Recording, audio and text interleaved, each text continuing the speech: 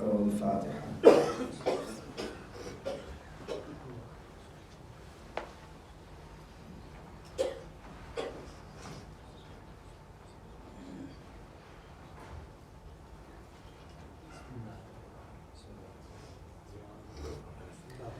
لا حول ولا قوة إلا بالله العلي العظيم. حسبنا الله ونعم الوكيل، نعم المولى ونعم النصير.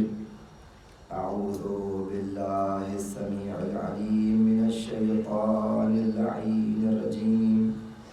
بسم الله الرحمن الرحيم.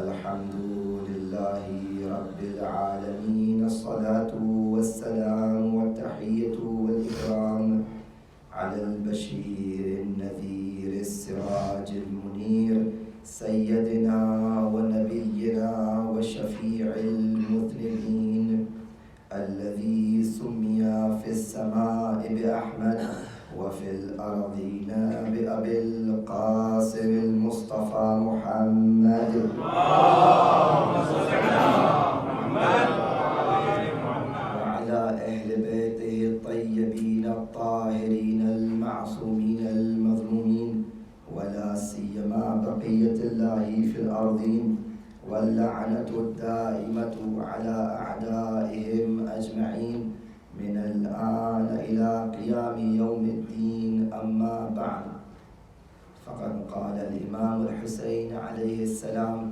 إني لم أخرج أشرا ولا بطرا ولا مفسدا ولا ظالما، وإنما خرجت لطلب الإصلاح في أمة جدي. أريد أن آمر بالمعروف وأنهى عن المنكر، وأسير بسيرة جدي وأبي علي بن أبي طالب. اللهم صل على محمد وآل محمد. اب حضرات کے سامنے اس نصیحت کے ذیل میں مطالب بیان کیے جا رہے ہیں، اور کل کی گفتگو میں اس بات کو واضح کرنے کی کوشش کی کہ امام حسین علیہ السلام جس دین کی بقا کے لیے نکل رہے ہیں، وہ دین کا کوئی خاص حصہ نہیں ہے، دین کی کوئی صرف فرع نہیں ہے، یا کوئی خاص اصل نہیں ہے، بلکہ مکمل دین بچانے کے لیے نکل رہے ہیں۔ اس بات کو ہم نے عرض کیا تھا خاص طور جوانوں کے لیے کہ اس بات کو محسوس کریں کہ جو دین جس کے اوپر امام حسین اپنے کو قربان کر رہے ہیں، یہ وہ دین ہے جس کی کڑیاں، جس کے حلقات، جو کنیکشن ہے، وہ کب سے شروع ہوا اور قیامت تک کے لیے وہ دین ہے۔ یعنی ایسا نہیں ہے کہ دین اس وقت تھا اور اب نہیں ہے، یا اب ہے اور قیامت کے دن نہیں ہوگا، نہ، ایسا نظام ہے، یہ الہی نظام ہے، یہ مجموعہ ہے تعلیمات کا، فرامین الہیہ کا، نواہی الہیہ کا، کہ جو جناب آدم سے پہلے اس عالم کا دین اس حساب سے، اور جناب آدم کے بعد سے قیامت تک یہی دین چلتا رہے گا۔ یعنی جناب آدم جو کچھ بھی لے کر آئے، اور ہر نبی جو کچھ لے کر آیا اللہ کی جانب سے اپنے عنوان سے، اس کی شریعت جو تھی، ان سب کی محنت برباد ہو جاتی اگر امام حسین کربلا نہ جاتے۔ تو ان تمام محنتوں کا جو نتیجہ نظر آتا ہے، وہ صرف اسی وقت نظر آئے گا جب امام حسین اس مقصد کے لیے آگے نکلیں گے۔ مطلب صرف یہی کا نہیں ہے، بلکہ اس کے آگے کی بات ہے۔ دین صرف وہاں سے لے کر امام حسین تک کی بات نہیں ہے، بلکہ قیامت تک جو دین چل رہا ہے اس سب کا تحفظ امام حسین نے کیا ہے۔ یہ وہ دین کی بات ہو رہی ہے، کوئی خاص زمانے کا دین نہیں، صرف یہ نہیں کہ کچھ خاص تعلیمات ہی، نہ، اول سے لے کے قیامت تک جو پورا سسٹم ہے جس کو دین کہیے، اس کے تحفظ کے امام حسین نکلے ہیں، جس میں عقائد کے مطالب بھی ہیں، معرفت کے مباحث بھی ہیں، فقہی مسائل بھی ہیں، اخلاقی باتیں بھی ہیں، پورا نظام ہے جو امام حسین بچانے کے لیے نکلے تھے۔ یہ دین جس کے بارے میں اس ایام ازاں محرم سے پہلے ذی الحجہ میں ہم لوگوں نے جشن منایا، غدیر کا جشن منایا، اور اس بات کو کل ہم نے آپ کے گوش گزار کیا کہ یہ غدیر کے دن نصب ولایت اور نصب امام نہیں ہوا تھا، بلکہ اعلان تھا، ولایت کا اعلان کیا گیا تھا۔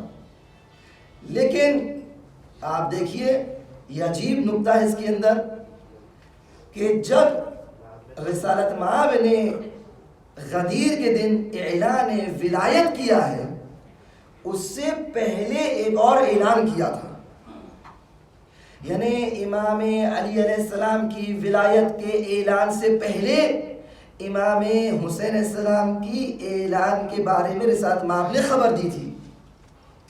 منبر سے رسالت مآب نے فرمایا تھا کہ یا ایھا الناس ھذا الحسین ابن علی فاعرفوہ۔ جب کھیلتے ہوئے رسالت مآب کی آغوش میں آ گئے، رسالت مآب نے باقاعدہ اعلان کیا کہ اے لوگو سنو، یہ میرا بچہ، یہ میرا نواسا حسین ابن علی، یہ حسین ہے، اس کو پہچانو۔ تو اس اعلان غدیر سے پہلے یہ اعلان تھا جس میں امام حسین کی طرف امام حسین کو پہچانوایا جا رہا ہے کہ پہچانو یہ حسین ہے، اس کی معرفت حاصل کرو۔ اس کی معرفت کیوں حاصل کرو؟ اس لیے کہ تم اگر اس کی معرفت حاصل کر لو گے تو جب یہ امام بنے گا زمانے کا تو تم کو وہ میری حدیث یاد آئے گی کہ من مات ولم یعرف امام زمانی مات میتۃ جاہلیہ۔ جو شخص مر جائے اور اپنے زمانے کے امام کو نہ پہچانے، وہ جاہلیت کی موت مرا ہے۔ اس بات کو پیش نظر رکھتے ہوئے رسالت مآب مسلسل اعلان کر رہے ہیں کہ دیکھو حسین کو پہچانو، حسین کی معرفت حاصل کرو۔ یہ صرف ایک جگہ نہیں ہوا ہے، اور یہ واقعاً یہ بہت ہی عظیم بات ہی میں نے بیان کر دی، اس پہ غور کیجئے گا کہ اعلان ولایت سے پہلے علی ابن ابی طالب کے اس ولایت سے پہلے امام حسین کو پہچانوا رہے ہیں۔ حسین منی وانا من حسین، حسین مجھ سے ہوں، میں حسین سے ہوں۔ یہ ساری باتیں یہ سنت رسول ہے جو میں بیان کر چکا، اس سنت کے ہم ماننے والے ہیں، اس سنت کے تحت ہم لوگ آگے بڑھیں گے۔ سنت رسالت مآب یہ ہے کہ متعدد جگہوں پر پوری زندگی آپ اٹھا کے دیکھیے، مکے کی زندگی ہو یا مدینے کی زندگی ہو، رسالت مآب نے اس پوری 63 سالہ زندگی میں متعدد جگہوں پر اس ولایت اور اپنے بعد والے جو شخص جانشین ہونے والا اس کی معرفی کی ہے، اور اس انداز سے کی ہے کہ کبھی نام لے کے بیان کیا، کبھی صفات سے بیان کیا۔ بیان اس لیے کر رہے ہیں کہ وہ جو دین میں لے کے آیا ہوں، میں جو آخری اور سب سے لیٹسٹ ورژن لے کے آیا ہوں دین کا، جو قیامت تک کے لیے آنے والا دین ہے، اس کی بقا کا صرف ضامن یہی علی ہو سکتے ہیں۔ اس لیے کہ نبوت نبا سے نکلی ہے، نبوت یعنی نبا، نبا کا معنی کیا ہے؟ اما یتساءلون عن النبأ العظیم، یہ نبا کا مطلب کیا ہے؟ میں نے کہیں عرض کیا تھا اسی مجالس میں بھی، نبا یعنی بہت بڑی خبر، کوئی ضروری خبر، امپورٹنٹ انفارمیشن۔ یہ کیا ہے نبا؟ جب نبا کا مطلب ہی بہت عظیم خبر کا ہوتا ہے، اور اگر نبا خود عظیم ہو، جس کو وہ عظیم کہے کہ نبا عظیم، تو نبا بہت عظیم ہو جائے گی۔ اللہ خود کہے اس نبا کو جو کہ عظیم ہے کہ یہ نبا عظیم ہے، تو قرآن کے اس 30ویں پارے کے پہلے سورے میں سورہ عمہ میں کیا ارشاد ہوا؟ عما یتساءلون، یہ کس کے بارے میں سوال کر رہے ہیں لوگ؟ عن النبأ العظیم، یہ ایک عظیم نبا کے بارے میں سوال کیا جا رہا ہے۔ مولا فرما رہے کہ انا نبأ العظیم، میں وہ نبأ عظیم ہوں جس کے بارے میں سوال کیا جا رہا ہے۔ اور پھر فرماتے ہیں کہ تم لوگ جان لو کہ روز قیامت، توجہ مطالب ذہن میں رہے آپ کے، روز قیامت تم سب سے فردن میری ولایت کے بارے میں سوال کیا جائے گا۔ اب معاملہ سمجھ میں آ گیا کہ وہ دین جو ابتدا سے چل رہا ہے، وہ دین کہ جس میں علی کی ولایت کا اعلان ہو رہا ہے، وہ دین کہ جو رسالت کے ساتھ ساتھ ولایت کو بیان کر رہا ہے، وہ دین ایسا دین ہے کہ وہاں بھی اقرار تھا، وہاں بھی اعلان تھا، دنیا میں بھی اعلان ہے، اور مرتے وقت بھی امام علی تشریف لے کر آئیں گے مومنین کے لیے، اور اس کے بعد جو برزخ کا موقع اور محشرستان کا وہ موقع، وہ قیامت کا دن، اس دن بھی امام علی علیہ السلام کی ولایت کا سوال کیا جائے گا۔ تو انصاف سے بتائیے، ہم لوگ اگر علی علی نہ کرے تو کیا کریں؟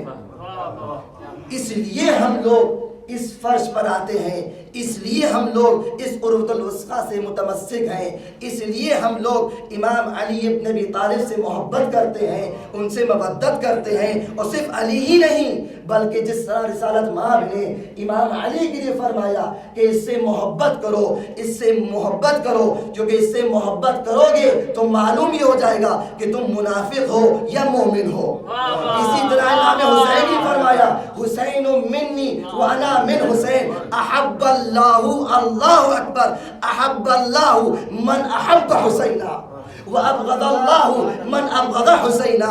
دیکھو حسین کو پہچانو، یہ حسین میرا نواسا ہے، کم سن بچہ ہے، لیکن اس کی عظمت یہ ہے کہ حسین مجھ سے ہے اور میں رسول حسین سے ہوں۔ اللہ اس سے محبت کرتا ہے، جو اس سے محبت کرے گا اللہ اس سے محبت کرے گا، جو اس سے بغض رکھے گا اللہ اس سے بغض رکھے گا۔ یہ سلوات پڑھے محمد۔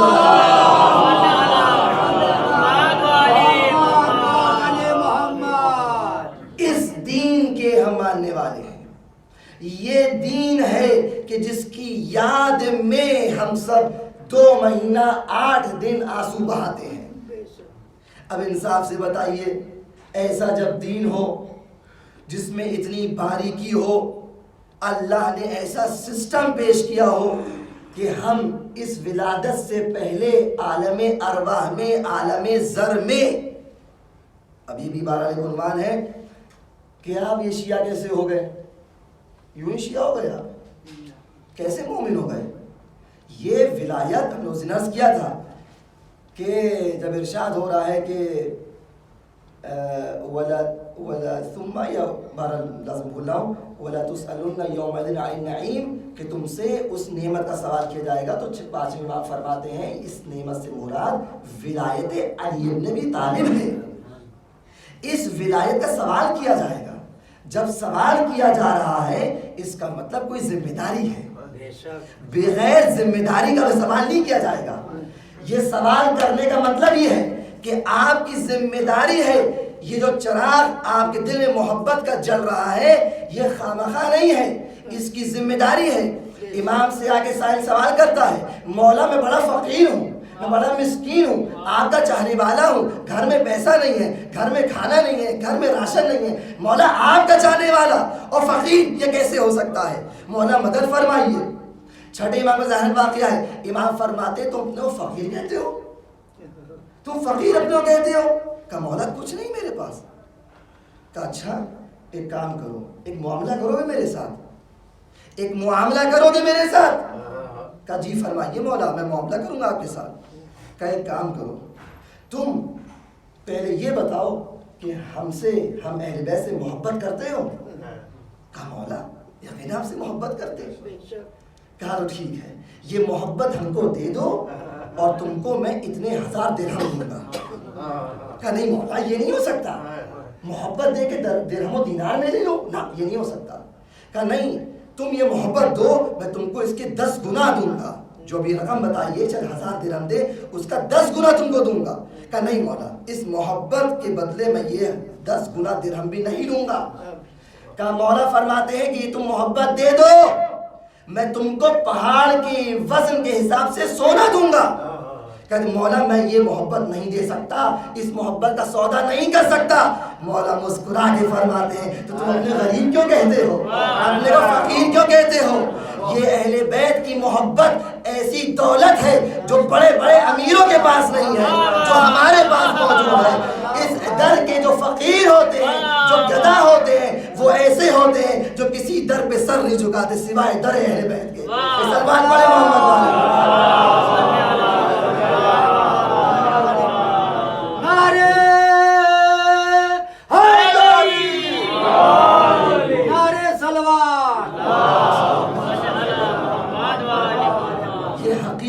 یہ واقعیت ہے جو ہم اور آپ سنتے آئے ہیں، اس کو محفوظ رکھنا ہے. دین اسلام وہ دین ہے جس کے اندر اس طرح کا نظام ہے، اول سے لے کر پورا قیامت تک وہی دین چل رہا ہے. مالک یوم الدین، مالک ہے اس یوم کا جو یوم دین ہے. قیامت کے دن کو یوم دین کہا گیا ہے. لیکن اس دین کے ساتھ ہو کیا رہا ہے؟ امام حسین فرما رہے ہیں جب کوفے کے راستے میں تھے، وہ مکے سے نکلے تھے، تو میں نے عرض کیا کہ کئی لوگوں سے ملاقاتیں ہوئی، جس میں شاعر اہل بیت فرزدق سے ملاقات ہوئی تھی.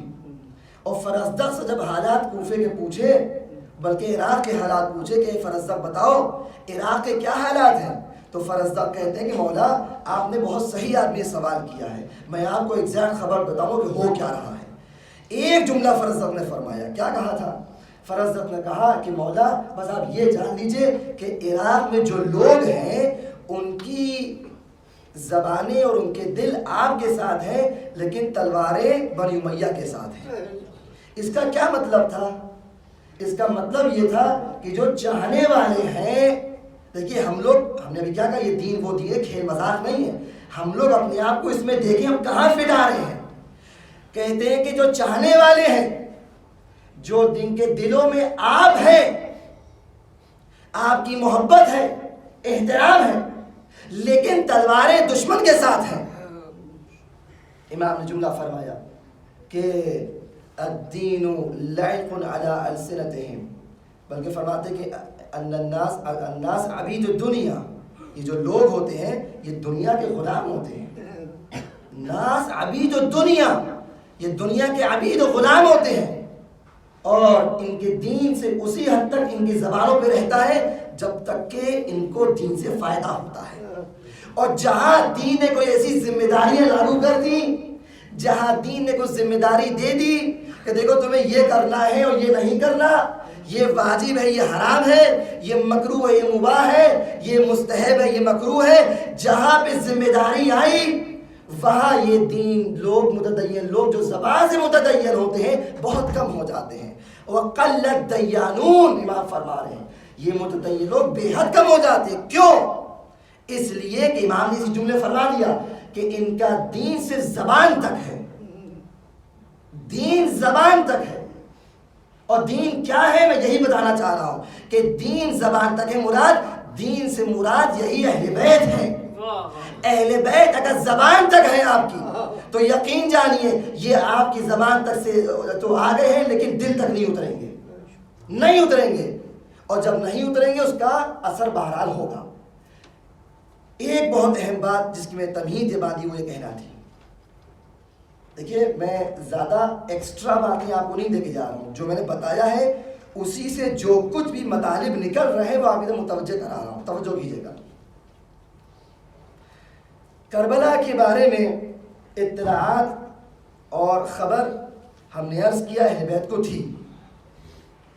روایات میں ہے جناب ام سلمہ کو خبر تھی، رسالہ باپ نے شیشی دی، میرا بچہ شہید ہوگا، یہ شیشی رکھو کربلا کی خاک ہے. خبر تھی؟ ہاں تھی. امام حسین کو خبر تھی، باقاعدہ اخبار موجود ہے، روایات موجود ہے. جناب سیدہ کو خبر تھی، ولادت ہوئی گریا کہ بابا جان کیوں رو رہے ہیں؟ یہ ہونے والا ہے۔ امام حسین سینے رسالت مآب پہ لیٹے ہوئے ہیں، جب جبرائیل آئے، اے یا رسول اللہ یہ جو بیٹا آپ کے سینے میں آپ کے نوازا آپ اس کو چاہتے ہیں؟ ہاں چاہتا ہوں، یہ فلاں جگہ اور فلاں تاریخ میں اس طرح شہید ہوگا۔ مسلسل اخبار غیبی آ رہی ہیں ادھر سے اور یہ پیغام دے رہی ہے اس زمانے کے لوگوں کو کہ ہونے والا کیا ہے۔ اور نہ کہ صرف یہ زمانہ بلکہ عرض کیا کہ جب لوح و قلم نے جب لکھنا شروع کیا، میں روایت بیان کر چکا ہوں، تو اس وقت بھی لوح بھی روئی اور قلم بھی رویا۔ تو یہ اس زمانے سے کربلا کے واقعات مشخص ہے کہ ہو کے رہی کربلا، تو یہ کوئی ایسی چیز نہیں تھی جو ایک دم سے ہو گئی ہو۔ ام سلمہ کو خبر، رسالت مآب کو خبر، ازواج رسول کو خبر، جناب سیدہ کو خبر، امیر مومنین کو خبر، صفین جاتے وقت کا واقعہ میں نے بیان کیا تھا، امام حسن کو خبر، امام حسین کو خبر، سب کو خبر، اور پورے مدینہ کو خبر ہے کہ یا ھذا حسین ابن علی فاعرفوہ، اور متعدد مقامات پہ یہ چیزیں بیان کی۔ سوال کیوں بیان کر رہے ہیں؟ اس لیے کہ یہ دین ہے جس کی معرفی کی جا رہی ہے۔ جب دین پہ آج آئے تو نصرت کے لیے آگے بڑھنا، جب یہ دین پکارے حل من ناصر ینصرنا تو تم آواز لبیک کہنا۔ یہ دین جب نکلے مدینہ چھوڑے اور ظالم کہے کہ اپنی ہم ان سے بیعت مانگے تو تم اس کی نصرت کرنا۔ تو یہ دین کی معرفی رسالت مآب فرما رہے ہیں اور دین کی نصرت کرنا آپ کی ذمہ داری ہے۔ اب انصاف سے بتائیے، یہ جو دین تھا امام حسین، آج کا دین کون ہے؟ آج کا دین پردے غیب میں ہے، اور جب یہ دین نکل کے آئے گا اور یہ آفتاب طلوع کرے گا اور اس غیبت کے بادلوں کے پیچھے سے آفتاب نکلے گا اور آپ کو بلائے گا کہ آؤ میری مدد کو آؤ میں آ گیا ہوں، جس کے لیے تم دعا مانگتے تھے، جس کے لیے تم دعا پڑھتے تھے، جس کے لیے روز صبح دعا عہد پڑھتے تھے، آؤ میں بلا رہا ہوں میری مدد کو آؤ۔ اس وقت وہی حشر نہ ہو جو اس زمانے کے دین اور حسین کے ساتھیوں کے ساتھ ہوا کہ جاننے والے سب تھے، معرفت تھی، پہچانتے تھے، سب کو پتا تھا ہونے والا کیا ہے، لیکن نصرت حسین نہیں کی۔ جس طرح اس زمانے میں وہ اخبار غیبی کربلا کے بارے میں خبر دے رہی تھی، اس طرح یہ منبر، یہ فرش ازا سب کو اخبار دے رہا ہے کہ کوئی حسین ہے جو آئے گا، کوئی حسین ہے جو پردے غیب میں ہے، کوئی حسین ہے جو اپنے نانا کا، اپنے دادا کا، اپنے جد کا، جناب سیدہ کا بدلہ لے گا، تم کو بلائے گا۔ اب یہ تمہاری ذمہ داری ہے، تم جتنا زیادہ اس دین سے منسلک ہو جاؤ گے اسی انداز میں اس کی آواز پہ لبیک کہتے نظر آؤ گے۔ ایک سلمان پڑھے محمد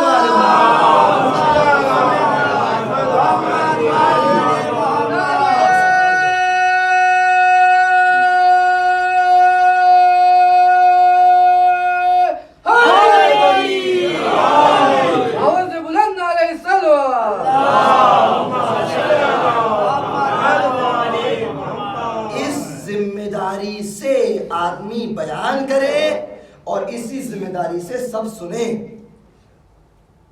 اس لیے کہ ذرا سی اس میں کوتاہی وہ وہاں سے لے کر قیامت تک ہمارے ساتھ ساتھ چلتی رہے گی اور دامنگیر رہے گی۔ اس لیے کہا کہ جا رہا ہے بار بار کہ عقیدے مضبوط ہوں، اہل بیت کو وہ علماء ابرار کہہ کے ٹال مت دیجئے کہ بہت ہی نیک علماء ہیں۔ یہ علماء ابرار نہیں ہیں، یہ لوگ وارث علم اللہ ہیں، یہ وہ ہستیاں ہیں کہ جن کا تعلق اس طرح ہم سے ہے کہ ہمارا وجود، ہماری جو آئیڈینٹی ہے، ہماری شناخت ہے، ہماری شخصیت ہے، وہ سب ان سے متعلق ہے۔ جس دن ہم نے اہل بیت کو چھوڑ دیا سب کچھ چلا جائے گا، سب کچھ چلا جائے گا، یقین رکھیے اس بات کے اوپر۔ ایک ذریعہ آپس میں ایک دوسرے کو جوڑنے کا اور حسین کی طرف دعوت دینے کا یہی فرش ازا ہے۔ لہٰذا وہ جو میڈیم ہے اس عظیم مقدس مقصد کے لیے، اس کو خراب نہ کیا جائے۔ اس کی توہین نہ کی جائے، اس کو کم رنگ نہ کیا جائے، اس کو اہتمام دیجیے. آپ اس مدرسہ برپا کیجیے، اس میں اہتمام. دیکھیے ہر چیز کا سلیقہ ہے، نہ آدمی افراد کرے نہ تفرید کرے. امر بین الامرین، معتدل انداز میں آدمی پڑھے. یہ دین جس کی یہ خصوصیت قیامت تک ہمارے لیے ہے، قیامت میں بھی یہی ہمارے کام آنے والا ہے. اس کے بارے میں نے کل عرض کیا تھا کہ ایک طریقہ، راستہ اپنے عقائد کو مضبوط کرنے کا یہ ہے کہ سب کی ذمہ داری ہے کہ کتابیں اٹھا کے اہل بیت کے فضائل کا مطالعہ کریں. فضائل کا مطالعہ کرنے سے آپ کو پتہ چلے گا کہ ان کی فضیلت کیا ہے، ان کی خصوصیات کیا ہیں، ان کی کوالٹیز اور ٹریٹس کیا ہیں. جب تک کہ مطالعہ نہیں کیجیے گا اس وقت تک آپ کی معرفت میں اضافہ نہیں ہوگا. وہ معرفت جو آپ کو اس حد تک لے کر جائے گی کہ جب امام ارشاد فرمائیں گے یہ کرو تو ہم کریں گے، منع کر دیں تو نہیں کریں گے. ورنہ صرف وہ مختصر سی معمولی سی معرفت کہ امام حسین کون ہیں اور کس طرح گئے تھے، وہ کیا ہوا تھا، صرف یہ معرفت اگر ہے اور اس کا اگر اثر ویسا ہوتا ہے جو ہونا چاہیے تو پھر یہ جو غیر مسلمین ہیں کیوں مسلمان نہیں ہو جاتے؟ بھائی ان کے پاس بھی تو معرفت ہے. بہت سے ایسے لوگ ہیں جو امام حسین کو پہچانتے ہیں، امام حسین کو پسند کرتے ہیں اور اتنا ہی پسند کرتے ہیں جتنا آپ پسند کرتے ہیں. لیکن دین اسلام کے اندر لیئرز ہیں، مہین مہین لیئرز ہیں، جھلیاں ہیں، مراحل ہیں. ایک مرحلہ پار کیا، دوسرا مرحلہ پار کیا، تیسرا مرحلہ پار کیا. یہ سارے مراحل آپ پار کرتے جائیے اور ان جھلیوں کو، ان پنیوں کو، ان لیئرز کو، ان مراحل کو ایک کے بعد ایک ہٹاتے جائیے. جتنا زیادہ ہٹائیں گے اتنا ہی آپ اس کے عمق میں جائیں گے. جتنا عمق میں جائیں گے اتنا ہی آپ کا ایمان ہوگا. جتنا ایمان ہوگا وہی ایمان کی جزا جنت کے طور پہ آپ کو ملے گی. جنت کے جو مراحل بیان کیے ہیں، ایک روایت کے حساب سے ملتا ہے کہ جتنی قرآن کی آیات ہیں اتنے جنت کے درجات ہیں.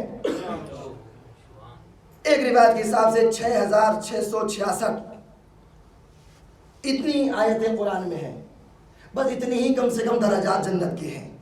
اب آپ بتائیے ہم کس درجے میں ہونا چاہیے؟ شیعہ علی ابن ابی طالب، وہ شیعہ جو بچپن سے اپنے بزرگوں کا ہاتھ پکڑ کے، انگلی پکڑ کے فرش ازا پہ آیا ہو،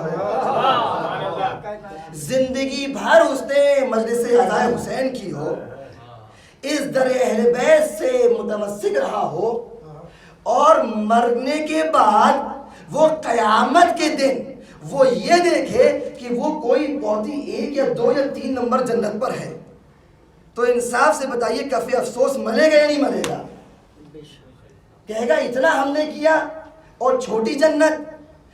یہ مثال دیے، یقیناً اتنی چھوٹی جنت نہیں ملے گی ہم کو. آپ سربار پڑھے محمد والے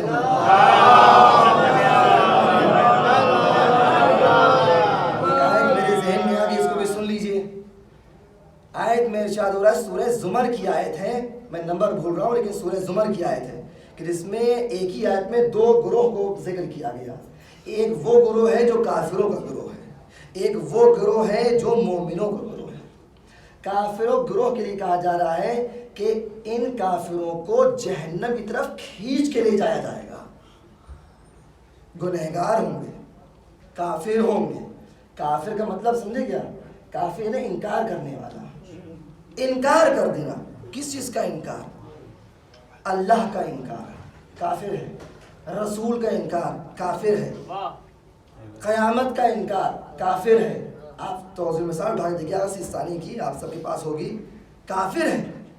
اسی طرح وہ جو اہل بیت کو برا بھلا کہتے ہیں کافر ہیں، خوارج کافر ہیں. اسی طرح وہ جو اہل بیت کی جو حدود ہیں اور جو اللہ کے حدود ہیں اس حد سے نکال کے اہل بیت کو اس حد میں رکھ دیتے ہیں اور غالی ہو جاتے ہیں، وہ بھی کافر ہیں. یہ تمام جو کفر کرنے والے ہیں ان لوگوں کو جہنم کی طرف کھینچ کے لے جایا جائے گا. آیت ہوتے ہوتے نیچے آتی ہے جہاں پہ کہا جا رہا ہے کہ مومنین کو بھی ملائکہ کھینچ کے لے جا رہے ہوں جنت کی طرف. عجیب. غور کیجیے گا، میرے ساتھ رہیے گا، ذہن کی روزہ نہ جائے. کافر کو جہنم کی طرف کھینچ کے لے جایا جا رہا ہے، یہ بات سمجھ میں آتی ہے. گنہگار ہے، مجرم ہے، بہت بڑا جرم کیا ہے، قیامت کا دن ہے، محشر کا دن ہے. وہی دین جو بھی بیان ہو رہا ہے، وہ دین جو اس دنیا میں تو آپ کو بہت کم نظر آ رہا ہے کیا ہو رہا ہے، وہ دین جب قیامت میں جائے گا تو ہر چیز سامنے آ جائے گی، ہر حقیقت سامنے آ جائے گی. اللہ کی آواز آئے گی، لمن الملک، بتاؤ یہ ملک کس کا ہے آج؟ للہ الواحد القہار، اس اللہ کا ہے جو ایک ہے، بہت قہر کرنے والا ہے. ہر چیز سامنے آ جائے گی اور اپنی اصل حقیقت میں آئے گی. آپ نے یہاں اب یہ الگ موضوع انشاءاللہ شاید بیان کو اس کو چھوڑ کر میں یہ بات رہ جائے گی. تو اس دن کافروں کو جہنم کی طرف کھینچ کے لے جایا جا رہا ہوگا. کیوں؟ اس لیے گنہگار ہیں، مجرم ہیں، سزا دینے کے لیے جایا جا رہا ہے. وہ لوگ نہیں جائیں گے کیونکہ جہنم کوئی معمولی چیز نہیں ہے. جہنم وہ ہے کہ جس کی گرمی کو 50,000 سال کے فاصلے سے اس عالم میں لوگ محسوس کریں گے. جہنم بنی ہے دشمنان علی کے لیے. حدیث میں ہے کہ یا علی اگر تمہاری دشمنی لوگ نہ کرتے تو اللہ جہنم خلق ہی نہ کرتا. ایک صلوات پڑھے محمد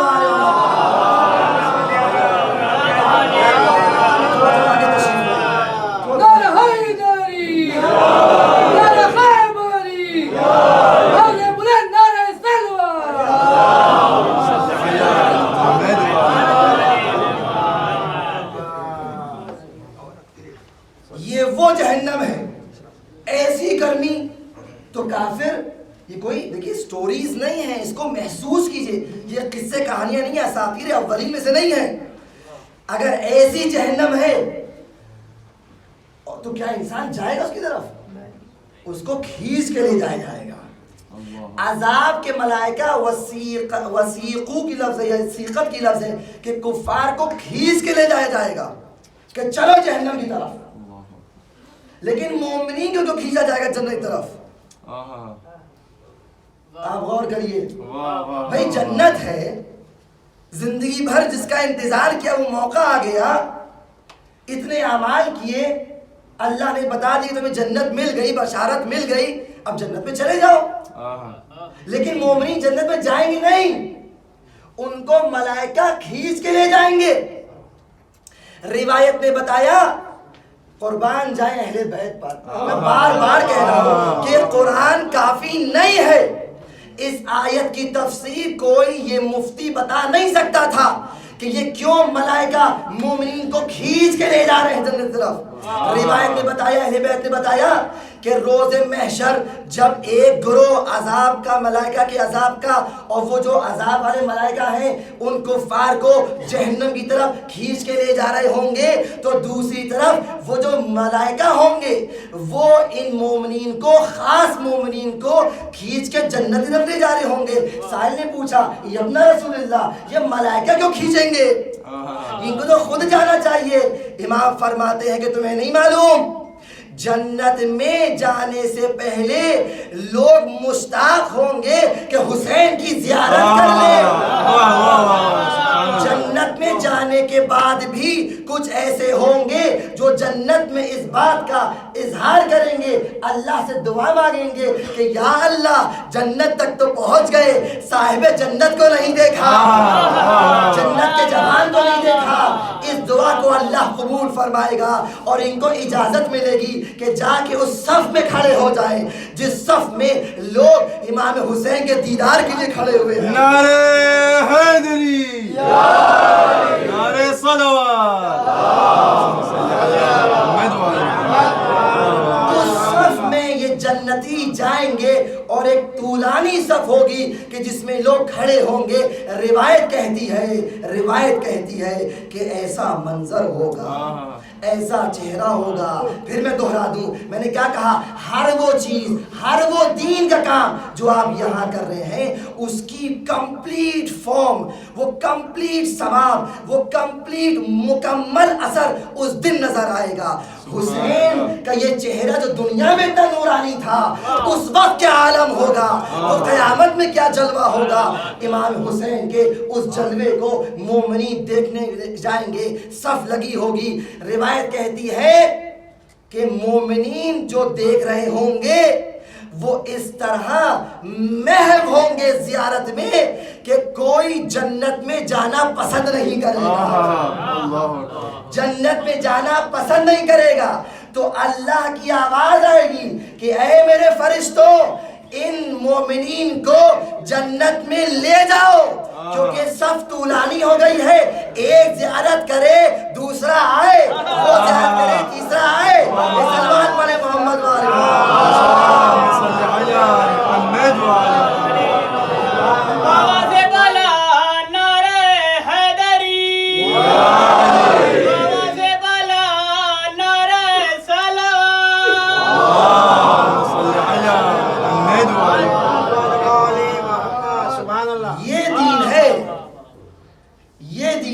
اور اس کے علاوہ کچھ نہیں ہے.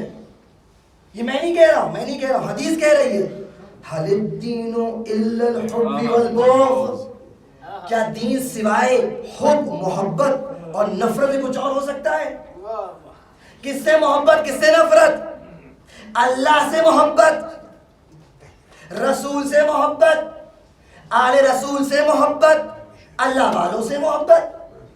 دشمن خدا سے نفرت, رسول خدا کے دشمن سے نفرت, آل رسول کے دشمن سے نفرت, اور آل رسول کے چاہنے والوں کے دشمنوں سے نفرت. تو یہی دین کا خلاصہ ہے. بس یہی دین ہے کہ جس کو ہمیں تحفظ کرنا ہے, یہی دین ہے جو ہمیں لینا ہے. اس میں اگر کسی نے ہیرا پھیری کی اور تبدیلی لے کر آیا تو تبدیلی کا ذمہ دار وہ شخص ہوگا, اور جو اپنے ایمان میں بدلاؤ لے آیا اور وہ جو پنیاں اور جھلنیاں اور لیئرز میں نے بیان کیا وہیں پہ آ کے رک گیا, تو وہ اس ایمان تک نہیں پہنچ سکتا جہاں اہل بیت آپ کو لے جانے کے لیے آئے ہیں. یہ جنت آپ کے لیے بنی ہے, یہ جنت ہمارے لیے بنی ہے, یہ زمین و زمان ہمارے لیے بنے ہیں. یہ کہاں سے کہہ رہا ہوں, قرآن کی آیت ہے. هو الذی خلق لکم ما فی الارض جميعا. خدا وہ ہے, اللہ اکبر. خدا اپنی تعریف کچھ اور انداز سے کرتا, لیکن اس انداز سے کر رہا ہے کہ ہم وہ ہیں جس نے تم کو دیا ہے. آپ دیکھیے, ہم وہ خدا ہیں جس نے تم کو دیا ہے. هو الذی خلق لکم ما فی الارض جميعا. وہ ہے کہ جس نے جو کچھ بھی زمین و آسمان میں خلق کیا ہے تمہارے لیے خلق کیا ہے, اور جو کچھ بھی تمہارے لیے خلق کیا ہے اس کا مقصد یہ ہے کہ تم کو اہل بیت کے لیے خلق کیا ہے. دعائے سیدہ یہی تھی کہ قوم آئے جو میرے حسین پہ گریہ کرے. گریہ سے روکنے والے یہ متدین لوگ نہیں ہیں. فرش ازا سے روکنے والے, فرش ازا کی اہمیت و کم بتانے والے, گریہ و زاری پر اعتراض کرنے والے, بلند آواز سے رونے کو روکنے والے, یہ سب وہ دوسری کیٹیگری ہے. اس لیئر میں سے الگ لیئرز میں کوئی بھی ہو سکتی ہے. مسلمان ہوں گے, مومنین ہوں گے, آپ کے گھر کے ایسے لوگ ہوں گے جن کو آپ کہتے ہیں ارے بڑے مقدس ہیں, وہ بھی جملہ کہہ سکتے ہیں. کیوں؟ معرفت الگ الگ ہے, درجہ ایمان الگ الگ ہے. جو جس حد تک پڑھے گا اس حد تک سمجھے گا, جس حد تک سمجھے گا اس حد تک مانے گا, جس حد تک عقیدہ رکھے گا اسی عقیدے کو ایمان کی منزل تک لے کر آئے گا. یہ مذاق نہیں ہے, یہ ذمہ داری ہے. محرم کے یہ جو مین تاریخیں ہیں وہ اپنی اختتام پر پہنچ چکی ہے، ایام ازا ختم ہو چکے ہیں، محرم عاشور کے بعد ختم ہو جاتا ہے، اور اس بات کی کیفیت اور کی گواہی آپ خود دیں گے کہ جو کیفیت آپ کی یہ 8 محرم اور ہوتے ہوتے 9 محرم میں ہوتی ہے وہ زیادہ شدید ہو جاتی ہے، اور جو 9 محرم میں ہوتی ہے وہ کم ہوتی جو بنسبت 10 عاشور کے دن۔ عاشور کے دن ہر مومن کا عجب حال ہوتا ہے، آداب میں سے بھی ہے کہ آستینے چڑھا لے آدمی، قبا کے بند کھول دے، سر کو برہنہ کر لے، بال کو اپنے بالوں کو پریشان کر لے، اور اس طرح اپنے کا تظاہر کرے گویا غمزدہ ہے، اس کا ثواب ہے، اس کی جزا ہے۔ یہ کس بات کا تظاہر ہے؟ جتنا انسان اپنے آپ کو حسین والا دکھائے گا اتنا ہی اپنے ایمان کی گواہی دے گا۔ امام حسین کا گریہ کرنا ایک بہت بڑی نعمت ہے، بہت بڑی توفیق ہے جو ہر ایک کو حاصل نہیں ہے۔ کتنے ایسے مرحومین ہوں گے جو یہاں گزشتہ سال موجود تھے اور اب نہیں ہیں، ان لوگوں کی حسرت ہوگی کہ کاش میں زندہ رہتا تو کچھ عشق اور بہا لیتا۔ یہ عشق وہ ہیں جو ہمیں قبر میں بھی کام آئیں گے اور منازل برزخ میں بھی کام آئیں گے۔ ارجوکم علی اللہ، آج 8 محرم ہو گئی اور آج کی تاریخ ایسے شہید سے منسوب ہے جو بڑا مظلوم شہید ہے، بہت مظلوم۔ کون؟ قمر بنی ہاشم۔ قمر بنی ہاشم کا مطلب سمجھیے آپ، قریش میں یہ معروف ہے، تاریخ لکھتی ہے، گواہ ہے کہ جناب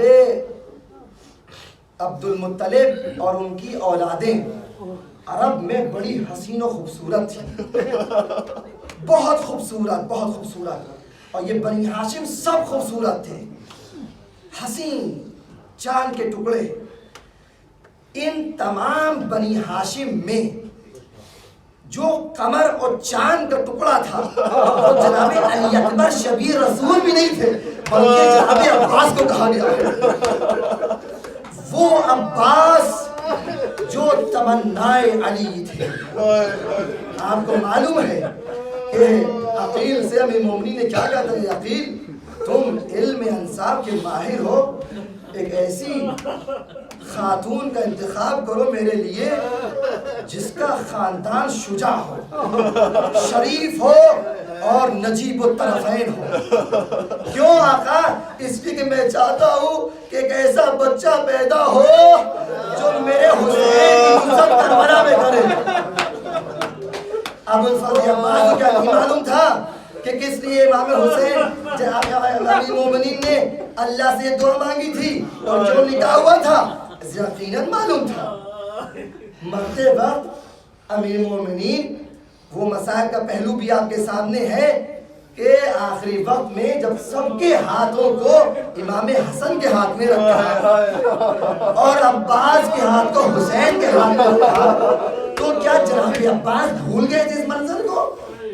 بھولے نہیں تھے۔ عباس وہ ہے کہ جس کو امام نے فنون جنگ سکھائے تھے اور علم بھی سکھایا تھا، آغوش نے بٹھا کے فرمایا تھا کہ بیٹا کہو ایک، تو کہا ایک، اور واقعہ آپ کے سامنے ہے۔ آغوش علی سے عباس پروان چل رہے ہیں، عباس میدان جنگ میں ہے، صفین میں ہے، حنین میں ہے، جنگ بھی مولا کے سامنے کی ہے، اور یہ فضائل کا گوشہ ہے۔ لیکن سن لیجئے کہ جب عباس نے اپنی جنگ میں اس جنگ کے دوران شجاعت کے جوہر دکھائے تو ایک مرتبہ مولا نے فوراً پکارا ہے بیٹا عباس واپس آ جاؤ۔ اصحاب نے پوچھا کیوں امیر مومنین؟ اچھا خاصا لڑ رہے ہیں، جنگ کر رہے ہیں، واصل جہنم گئے دشمن کو، کیا مجھے ڈر ہے کہ میرے عباس کو نظر بد نہ لگ جائے؟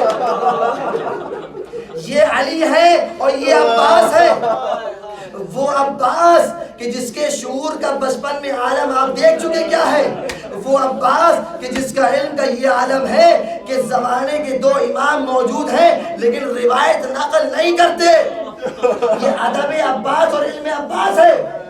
وہ عباس جس کی شجاعت کا عالم یہ ہے کہ جنگ میں اس طرح حملے کر رہے تھے کہ معلوم ہو رہا تھا کہ علی حملہ کر رہے ہیں.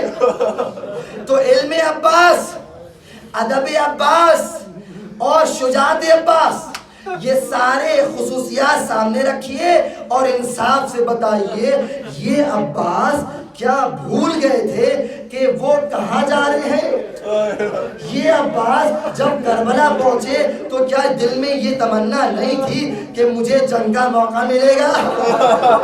یہ عباس جن کو معلوم تھا کہ میں کربلا کے لیے پیدا ہوا ہوں، کیا عباس کے دل میں تمنا نہیں تھی کہ وہ دن آنے دو تو میں بتاؤں گا کہ ان بازوؤں میں کس شیر کی شجاعت ہے؟ عباس کو خوب معلوم تھا اور عباس اس دن کے منتظر تھے. لیکن تاریخ گواہ ہے کہ ایسا مظلوم ہے، یہ ایسا مظلوم ہے کہ بچپن سے جو تمنا تھی 32 سال کی عمر تک یہ تمنا جو رہی، کربلا میں عباس کو یہ تصور تھا کہ میری تمنا پوری ہوگی. لیکن ان ساری تمناؤں پر اس وقت پانی پھر گیا جب یہ شیر جب دیکھتے ہیں، عباس دیکھتے ہیں کہ جب پوری فوج چلی گئی اور ایک کے بعد ایک اصحاب چلے گئے تو آتے ہیں. مقتل کہتا ہے کہ آقا کے پاس آئے، اے آقا، سر جھکا دیا. کیا بات ہے عباس، کیا چاہتے ہو؟ آقا آقا یہ دل سینے میں تنگی کر رہا ہے، میرا سینہ گھٹ رہا ہے، میری سانسیں گھٹ رہی ہے. یہ جملے کی نزاکت کو آپ سمجھیے. انسان کے اوپر جب بہت سٹریس ہوتا ہے، جب بہت دباؤ ہوتا ہے، عباس علم عباس کی کیا کہنا، شجاعت عباس کا کیا کہنا. اور یہ جملہ فرما رہے ہیں، اس کا مطلب کیا دل کی کیفیت ہوگی. آقا ضاق صدری، میرا دل میں سینہ ہے، میرے سینے میں جو دل ہے وہ مضطرب ہے اور یہ سینہ تنگ ہو چکا ہے. عباس کیا چاہتے ہو؟ عباس کیا چاہتے ہو؟ آقا آپ بہتر جانتے میں کیا چاہتا ہوں. سمجھ گئے؟ اے عباس انت صاحب لوائی، تم میری فوج کے صاحب لوا ہو، تم سردار ہو. عباس نے جملہ کہا، آقا آقا وہ فوج کہا جس کا میں سردار تھا. آقا وہ فوج کہا جس کا میں سردار تھا. سمجھ گئے؟ اور حکم امام تھا اور معلوم تھا کہ جہاد واجب ہے. عباس جاؤ.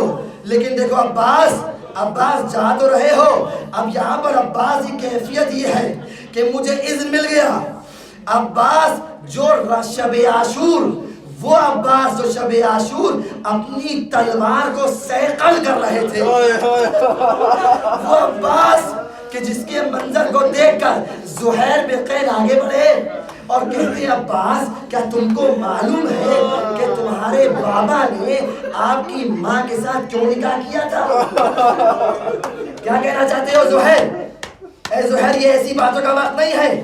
نہیں مولا، نہیں آقا عباس، میں کچھ کہنا چاہتا ہوں. کیا کہنا چاہتے ہو؟ آپ کے بابا نے آپ کی مادر گرامی سے اس لیے عقد کیا تھا کہ آپ کو طلب کرے اور آپ کو اسی طلب کیا تھا کہ کل جب صبح ہوگی تو آپ کو آقا اتائی کی نصرت کرنا ہے. یہ سننا تھا. عباس نے ایک مرتبہ اپنی جوش شجاعت میں جو انگڑائی لی ہے، ارباب مقاتل لکھتے ہیں کہ جو زرہ پہنی تھی وہ چھٹک جاتی ہے. اے زہیر حل تشجعنی، تم مجھے شجاعت کے جوہر دکھا رہے ہو. کل صبح ہونے دو، میں بتاؤں گا کہ میں کیسی جنگ کرتا ہوں، میرے بابا نے کیسے فنون جنگ سکھائے ہیں. اذن مل گیا. عباس خوش ہے کہ میں جنگ کروں گا. لیکن جیسے ہی پلٹے آواز آئی، عباس تلوار لے کے مت جانا، بچوں کو دیکھو پیاسے بچے ہیں، سبیل کا انتظام کرو. عباس کے سینے میں، عباس کے دل میں کیا گزری ہوگی مجھے نہیں معلوم، لیکن اللہ نے اطاعت عباس. فرماتے ہیں مولا جو آپ کا حکم ہو، یہ کہہ کر آگے بڑھے. خیمے میں آئی، بچوں سے الوداع کی، ننھے ننھے چھوٹے چھوٹے بچے، اے چچا عباس آپ کہاں جا رہے ہیں؟ کہا آقا نے حکم دیا ہے پانی لینے جا رہا ہوں۔ بچوں نے جیسی سنا پانی لینے جا رہے ہیں، سکینہ نے جیسی سنا پانی لینے جا رہے ہیں، جو دوسرے خیموں میں بچے تھے دوڑ کے بچے گئے، جناب سکینہ گئی، سارے بچوں کو جمع کر لیا، بچوں آؤ دیکھو چچا عباس پانی لینے جا رہے ہیں، چچا عباس پانی لینے جا رہے ہیں۔ یہ کیوں بچے اتنا خوش ہو گئے تھے معلوم ہے؟ اس لیے کہ بچوں کو بھی معلوم تھا کہ اگر چچا عباس جائیں گے تو پانی آ جائے گا۔ چچا عباس گھوڑے میں سوار ہوئے اور عباس نے ایک نیزہ لیا ہے، علم لیا ہے، اور عباس نے اس علم میں مشک سکینہ کو باندھا ہے اور مقتل کا رخ کیا، فرات کا رخ کیا۔ عباس فرات کی جانب چلے اور 1000 سے زائد فوج نے پہرا دیا فرات طرف۔ عباس اس انداز سے ترائی میں اترے کہ ملتا ہے کہ جس طرح عباس اپنی تمام ہیبت کے ساتھ ترائی میں اتر رہے تھے، مدمہ کائے کی طرح چھڑ رہا تھا۔ عباس پہ کسی نے حملہ نہیں کیا، عباس کی شجاعت کو سب جانتے تھے۔ عباس فرات تک پہنچے، پانی تک پہنچے، پانی میں اترے اور اترنے کے بعد مشک سکینہ بھری ہے۔ میں نے سنا یہ ہے کہ امام جناب عباس نے جب مشک سکینہ کو جب اس فرات میں پانی میں ڈالا ہے تو مشک اتنی خشک ہو چکی تھی کہ کافی دیر میں مشک پانی بھرا ہے۔ عباس نے ایک مرتبہ چلو لیا پانی کا اور پانی کو دیکھا اور پانی سے کہا اے پانی تجھ پہ اف ہو، تجھ پہ تف ہو، یہ تو ہے کہ جس کی بنا پر یہ بچے رو رہے ہیں، یہ بچے پیاسے ہیں۔ اور پانی کو پانی میں پھینکا اور اس کے بعد کھڑے ہوتے ہیں، پانی کو لے کے آگے بڑھتے ہیں، مشک کو لے کے آگے بڑھتے ہیں۔ جناب عباس کو جو معموریت دی گئی ہے، جو ان کا مشن ہے، امام حسین جس کی نصرت کے لیے، جس کی مدد کے لیے جو عباس آئے تھے اور دل میں یہ تمنا تھی، توجہ کیجئے گا، تمنا تھی کہ مجھے کربلا میں جنگ کرنا ہے۔ وہ تمنا تو خراب ہو چکی ہے، وہ تمنا ختم ہو چکی ہے، اب ایک نئی تمنا لے کے عباس آگے بڑھے۔ عباس کو ایک نیا مشن ملا ہے، عباس کو نئی معمولیت ملی ہے۔ وہ معمولیت یہ ہے کہ عباس بچوں کے لیے پانی کا انتظام کرے۔ نہ وہ تمنا پوری ہو سکی، نہ یہ تمنا پوری ہو سکی۔ عباس آگے بڑھے، عباس آگے بڑھتے ہیں، مشک سکینہ لے کے چاہتے ہی ہیں کہ کسی صورت سے خیام حسینی تک پانی پہنچ جائے۔ ظالم دیکھتا ہے، عمر سعد نے دیکھا کہ عباس کا انداز یہ ہے کہ پوری کوشش ہے کہ خیام حسینی میں پانی پہنچ جائے۔ آواز لگاتا ہے یہ کیا کر رہے ہو؟ ارے عباس پانی لے کے خیمے تک جا رہے ہیں، عباس کو روکو۔ ظالم آگے بڑھے، ایک ظالم نے آگے بڑھ کر پیڑ کے پیچھے چھپ کر عباس کے دائیں ہاتھوں پر کر دیا۔ علماء لکھتے ہیں یہ عباس کے فنون جنگ تھے کہ کس انداز سے وہ علم جس میں مشک سکینہ تھی اپنے بائیں ہاتھ میں لیا، آگے بڑھتے ہیں، ظالم پیچھے سے ایسا مار کرتا ہے کہ بائیں ہاتھ قلم ہو جاتا ہے۔ عباس کے کل ہاتھ نہیں ہے، بازو نہیں ہے۔ علماء نے لکھا ہے، روایت کا جملہ ہے کہ عباس نے نہ جانے کیسے، مجھے نہیں معلوم، تلوار کو اپنے دانتوں میں دبایا، مشک سکینہ کو اپنے پیٹھ میں رکھا، آگے بڑھتے جاتے ہیں، تلوار سے منہ کے سہارے جنگ کر رہے ہیں۔ اجرکم علی اللہ۔ ایک ظالم نے ایک مرتبہ وہ ظلم کیا، ایک نشانہ لگایا، مشک نشانہ نہیں لگایا، پہلے عباس کی پیشانی کا نشانہ لگایا، تیر چلا عباس کی پیشانی میں لگا، عباس کا رخ خیام حسینی کی طرف ہے۔ ظالم نے ایک اور تیر کمانے لگایا، مشک سکینہ کا نشانہ، تیر چلا مشک پہ لگا، جہاں پانی بہا عباس کی امید بہ گئی۔ عباس زندہ رہ کے کیا کرے؟ وہ گھوڑا جو خیام حسینی کا روک لیا تھا، اس گھوڑے کو روکا، مقتل کا روک کیا، آؤ مجھے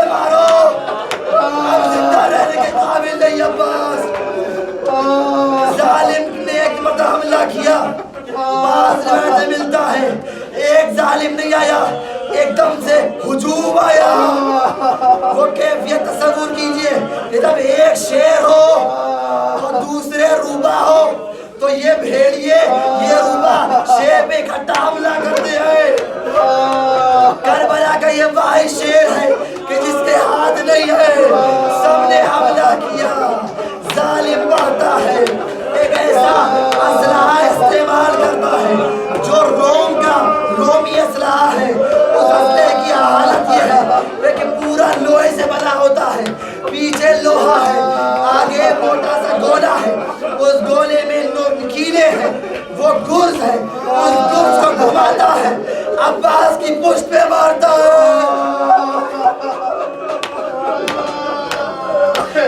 گرز کا لگنا تھا. عباس ایک مرتبہ گھوڑے پہ ڈگمگائے, ایک تیر چلا جو عباس کی آنکھ میں لگا. عباس نے گھوڑے پر اپنے سر کو جھکایا, زانو سے تیر کو نکالنا چاہا. اسی اسنا میں دوسرا ظالم آگے بڑھا, تلوار سر پہ ماری. عباس گھوڑے زمین پہ پڑ گرے, اس انداز سے گرے ہاتھ کٹے ہوئے ہیں, منہ کے بل زمین پر. یا اخی ادرکنی, اے بھائی آئیے میری مدد کو آئیے. بس یہ مسائل تمام. اگلے سال جو زندہ رہے گا وہ عباس کے مسائل سنے گا. چند جملے مسائل سے تمام. یا اخی ادرکنی, مولا پہنچے. مقتل کہتا ہے نکلنے سے پہلے اس آواز کا سننا تھا کہ امام حسین نے کمر کو پکڑ لیا. جملہ فرمایا الان انکسر ظہری, اب میری کمر ٹوٹ گئی. اللہ اکبر. آواز کا سننا تھا. خیام حسینی میں جب فضا نے خبر دی تو جملہ ملتا ہے کہ بیویوں میں رونا ہو مچا. بیویوں نے رونا شروع کیا. ایک کوہرام تھا, ننھے ننھے بچوں نے منہ میں تماچے مارے کہ اب پانی نہیں آنے والا, میرا امو گر گیا, میرا امو شہید ہو گیا. امام حسین پہنچے اور بس آخری منزل سے تمام. جناب عباس کی اس حالت کو دیکھا, گریہ کیا اور فوراً زمین کربلا پہ بیٹھ گئے. عباس کا سر اٹھایا, اپنے زمین میں رکھا اور اپنی ابا کے دامن سے جناب عباس کے چہرے کو پوچھنا شروع کیا. کسی کے چہرے کو نہیں پوچھا, کیوں؟ سب نے اپنے ہاتھوں کا سہارا لے لیا تھا. عباس کے چہرے پہ خون بھی ہے, گرد بھی ہے, غبار بھی ہے, آنکھیں بند ہیں. چہرے کو صاف کرنا شروع کیا. عباس آنکھیں کھولو, عباس تمہارا بھائی آ گیا. میں آ گیا. عباس آنکھیں کھولو. عباس نے تمام زحمت آنکھیں کھولی اور 3 وصیتیں کی. اے آقا, اے آقا, میری وصیتیں ہیں, اگر پوری کر سکیے. ہاں عباس, تمہاری وصیت میں پوری کروں گا. کیا وصیت ہے؟ پہلی وصیت یہ ہے کہ آقا, اے آقا, یہ جو آپ نے ہمارا سر اپنے زانو پہ رکھا ہے نا, اس کو اپنے زانو سے اتار دیجیے. کیوں میرے بھائی, سر کیوں ہٹا دے؟